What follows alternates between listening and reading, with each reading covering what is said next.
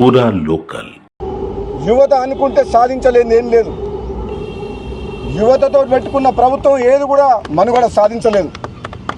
నిన్న మొన్న నేపాల్ దేశంలో ఒక అవినీతి రహిత ప్రభుత్వాన్ని తీసేందుకు యువకులు పోషించిన పాత్ర మీరందరూ కళ్ళతో చూసింది, ప్రపంచం చూసింది.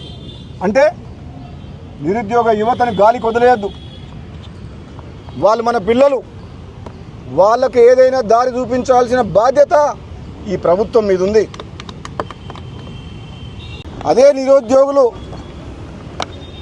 కాంగ్రెస్ పార్టీ వచ్చిన తర్వాత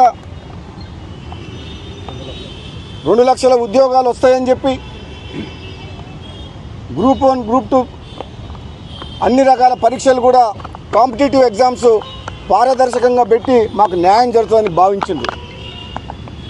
కాంగ్రెస్ ప్రభుత్వం వచ్చిన తర్వాత అనుకున్న స్థాయిలో 2 లక్షల ఉద్యోగాలు ఇవ్వకపోయినా సరే 50,000 ఉద్యోగాలు ఇచ్చింది. కానీ ఈరోజు మిగతా దాదాపు 30 లక్షల మంది నిరుద్యోగ యువత ఈ తెలంగాణ రాష్ట్రంలో మిగతా 150,000 కూడా ఉద్యోగాలు కూడా భర్తీ చేయాలని డిమాండ్ చేస్తున్నారు.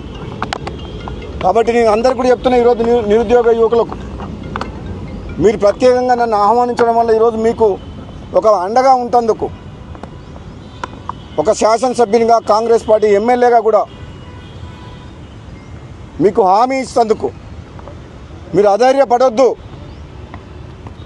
మీకోసం, మీరు కన్న కలల కోసం, మీ ఆకాంక్షల కోసం, యువత యొక్క ఆశయాల కోసం మీతో తోడుంటా, మీ వెనకాల ఉంటా, మీ ముందుంటా అని చెప్పి మీకు ఒక